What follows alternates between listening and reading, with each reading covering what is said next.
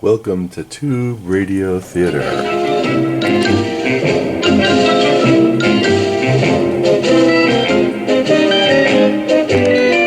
Quiet, we're on the air.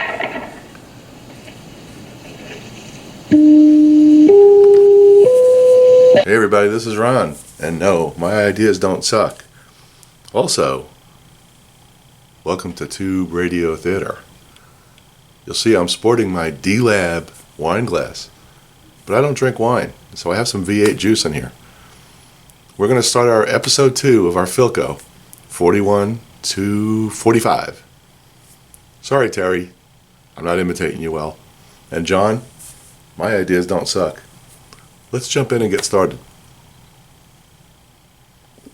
Cheers. Okay, for those of you who have no idea what I just did, that was a glass that I got from our good friend Terry Dayton over at DLab. You've got to check out Terry's YouTube channel. Brilliant guy, funny, has entertaining videos, really knows his stuff, and you really need to check him out. So put a link in the bottom of the description for DLab. Go check out Terry. Anyway, here we are on our radio, and let me just recap where we are so far. So I've started the cleaning process, so I've removed all the tubes, and this chassis is cleaning up really well. I'm not finding any rust, just a lot of dirt. And what I've been using so far is just a little bit of pure alcohol with an acid brush and wiping it off, and it's coming off really good, all right? So that process is going to have to continue. What we're going to do in this episode is test the coils out before we do anything. We're not going to plug it in. We're not going to do anything like that. We're going to test the coils from underneath, make sure that they're good, and then we'll know if we could continue. If you remember, I was concerned about our output transformer. We're going to test that, and we're going to take those steps really slow and prove that this radio, we should go forward with it, right? Sometimes if the transformer's bad or if the output transformer is bad, you have to make decisions, right? With the coils, the cans. You can't just like start replacing capacitors and resistors and think it's going to work and plug it in, and then you're really up the creek because you don't know if you broke it or you got it broken. Good tip for you guys, right?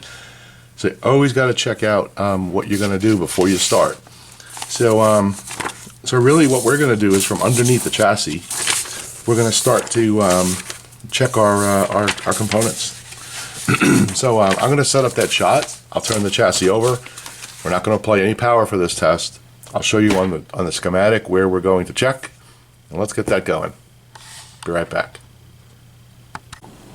Okay, so the first thing we're going to check is our RF coil, and you'll see coming right off the antenna, we go to this first XXL tube, and I'll talk to a little bit more about what those are in a moment.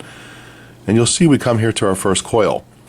Now we're fortunate on this schematic that it tells you that this winding should be about 2 ohms. It says it right there. And this winding should be at about 25 ohms. In order to test this, it's really simple. I just have to go to the plate of the XXL tube, and I should be able to pick up the other side of it on the cathode. So let's see what we got. Let's see if we can make that happen. Now there's 2 XXL tubes in this radio. We're going to use the one that's on the antenna. So if I look at the schematic again, just really quickly, I should point that out. It tells us that we have a red wire over here and a white, and we have a blue and a green. So let's take a look at our tube right here. Let's pull this up just a little bit. Doesn't want to cooperate.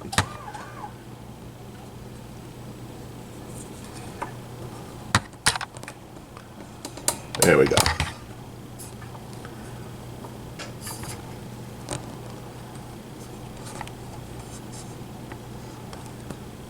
That's better. I'll just edit out that part. All right, so coming out of this can, which is right here, this is the can right here, we have a red wire coming out, and we should have a white on the other side, and we should get about 2 ohms. Let me pull the shot back so you can see the meter.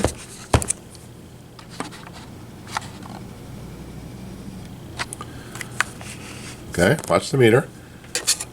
I'm going to go on the red and the white. And if I move my fingers, you'll see that we get about 1.4. That's fine. Keep in mind that I have the tubes removed. Okay? The other side of the coil is a blue and a green. So, if I take a look at the other side of the coil, there's the green one. Comes over to this spot right here. Right there. And the other side should be right here. Let's see if we can get the meter in there. And this said we should have about 25 ohms. Let's see what we got.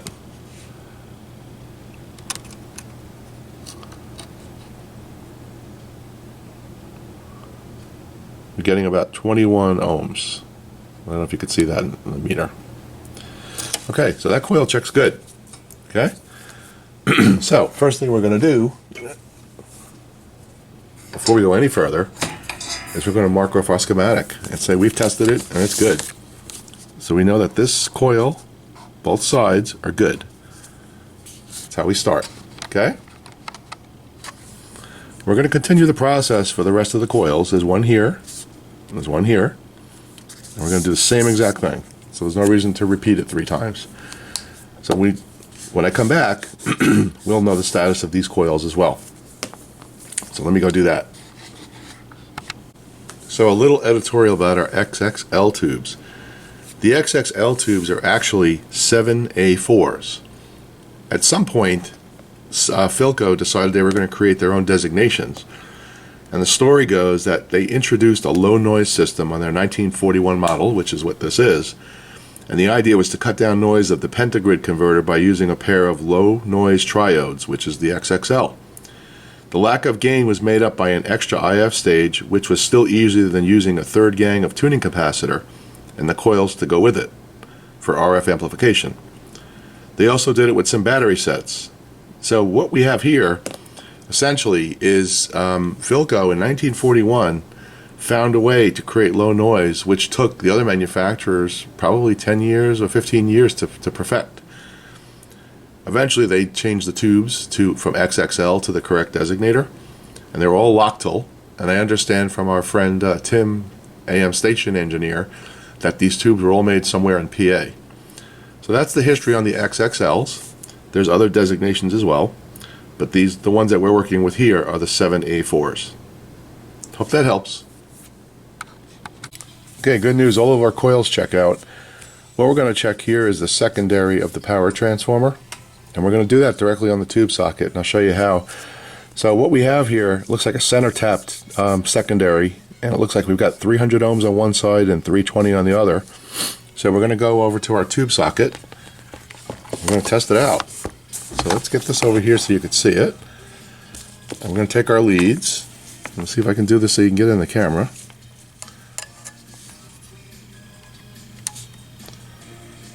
Okay, right there we have 655 ohms. Now let's go over here. We should get 1/2. Oops, sorry. Right there we got 370. That's 1/2. Now if we come over here, we should get the other half, which is 286. Okay, so we know that our power transformer is good. Alright, so what this proves is that this radio is ready to go and ready to restore. So we've tested all of our coils, they all check. We've tested our power transformer, that checks. Now we're going to begin the process of restoring it. First thing I'm going to do, before I go any further, is I'm going to start to decide if I'm going to move this up so you can see it. I want to decide if I'm going to remove these components right now and start to clean them. This looks like it's bent, probably from bouncing around in the chassis in the in the box when it was shipped. So I think I'm going to have to remove this and straighten it out. And this looks like it's been bent as well. I think the whole thing's been jostled around, so I'm going to have to figure out that and straighten it. I think next step is going to be to remove all of this stuff here and be left with just a chassis. Will be easier to work on as well when I flip it over. And I think once I get all of those wax caps out of the bottom, it's going to be a lot easier to work on, because right now it's pretty crowded. I was looking under there when I was checking the coils, and there's a lot of stuff happening here. So I think by removing all these wax caps, that will expose a lot of these wires that probably need to be changed. Remember the rubber coated wires?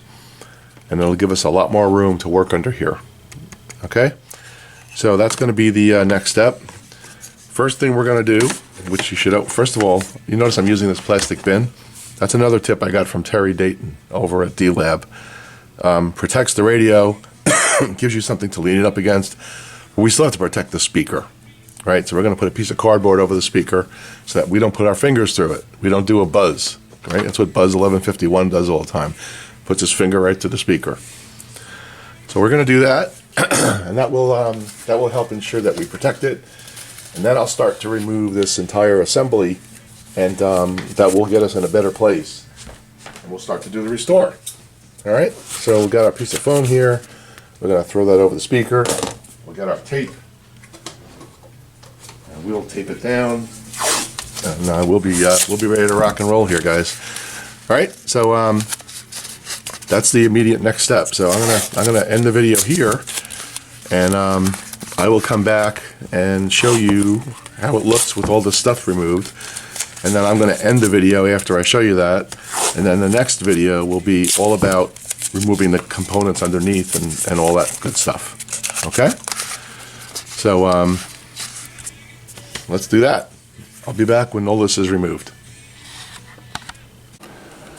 Okay, I thought I was recording when I did this, but I wasn't, so I missed a piece of it, but I'll just recap it for you. So I've taken off the front here, right?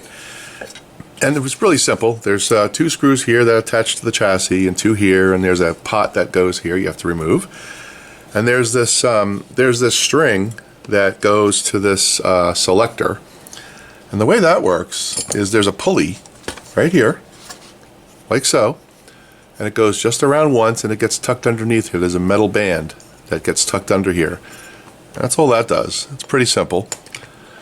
Here's the selector switches. Now what I've done here is these wires are brittle, cracked. Here's one of those rubberized ones. So I've actually just cut them and marked them with a number, so I know exactly what's what, and I've got them marked on with the same number here on the chassis. So I've actually cut this off, and that will allow me to clean it and take a closer look at it. You'll see right here is the power switch, and the power switch seems to work, but we'll do a connectivity test of it, make sure it's working. These wires I'm not going to have to disturb. They're not really doing much there. So it's going to be just the wires that are attaching to the radio. And you can see here it really deserves to have a nice cleaning. So we're going to do that. So we've got that removed. And then when you take I want to show you this mechanism. This is the mechanism that slides up and down to show you what band you're in. And this is where that string connects, and it basically just slides up and down. There's a bulb that attaches right here. And when you turn that knob, it knows where you are. That's pretty ingenious. This has to be cleaned and greased. And this this little hook here, if you could see it, is part of the dial string. So the dial string does traverse through there. And we'll fix that when we can. Not going to know if you're going to be able to see this, but you can see how bent this thing is. Look at this. This leg is pushed in right here. And this one is out. So this thing has been banged around quite a bit, and I'm going to have to work a little bit to get that back in a better spot. There is isolation shock mounts for that, for the push buttons right here. You'll see there's a rubber grommet. There's also one that goes here, so we'll have to replace those. Excuse me. And there's one missing here. I've got one on this side, but I don't have one here. But I did find a screw laying around in the chassis, so I assume that's disintegrated over time and it's missing. So we'll do some research when we get close to that. And the thing I didn't call out on the other video is this is a flocking material here, same thing they used to use on turntables. And it's that felt flocking, and it's in good shape, so I'm not going to have to change it. I'm just going to have to clean it. It's got a lot of dust on it. And so this assembly can be de-rusted. There's a little bit of rust here, so we'll take care of it. We'll bend it back into a usable condition, and then we can put it back on the radio. So I started to clean the chassis a little bit here, just to test it. I am going to remove the cans, just the covers obviously, and clean them, and then lacquer them and put them back. I'm going to remove the tuning cap because it's very, very dirty and needs to be cleaned. So we're going to do that. And I'm going to remove the speaker, and this way we can get at the entire chassis. One thing I'm noticing is in order to get any of this out, so the cans, this bracket which holds the tuning, the push button assembly, this thing, the speaker, in order to get any of that out, I'm going to have to recap this thing first. And the reason why is there's just no room. All these caps are low down to the chassis. So we're going to do the recap job on it sooner than I was planning on, which is fine. Might as well get it out of the way. And I got some good tips from Brendan on the rubberized wire. You know, instead of trying to replace it all, I could put some heat shrink tube over it. So I'll see if I can do that and preserve it. We'll give it a shot. And we're going to replace our, excuse me, our electrolytics. Get those done, and there'll be plenty more room in here with that done. And then we've got this this block here, this Philco block. So so the next plan is going to be to recap it, and then I can remove the pieces and the cans and all that stuff, and not have all this stuff in the way, which is a pain. So that's going to be the plan, and we'll do that in the next episode. We're not going to do it in this one. So so our initial plan going forward is remove the speaker. And that's going to be a little tricky because there's a screw here and there's one here underneath these caps. So I'm going to have to replace those caps first. So we'll remove the speaker, and then we'll have full access to this chassis to clean it and get it back and polish it, get it where it needs to be.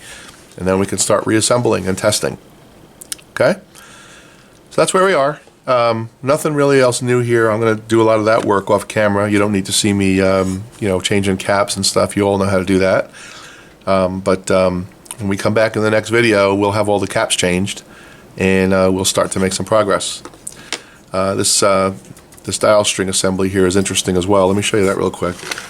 So it looks like there's two pieces to it. So there's this round cup, which actually turns the actual tuning cap, and then there's another larger wheel here with a set screw that actually turns the dial. So I got to think about how I'm going to attach all that back together and that kind of stuff. So anyway, I love dial string.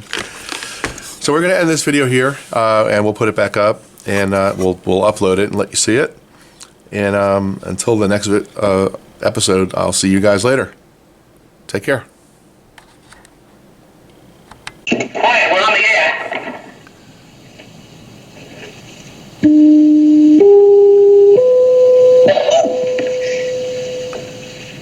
Hello, everybody. We just brought the moon over the mountain. Hello, Ma. Hello, Pa. It wasn't much of a fight. I stood right there, but not for long.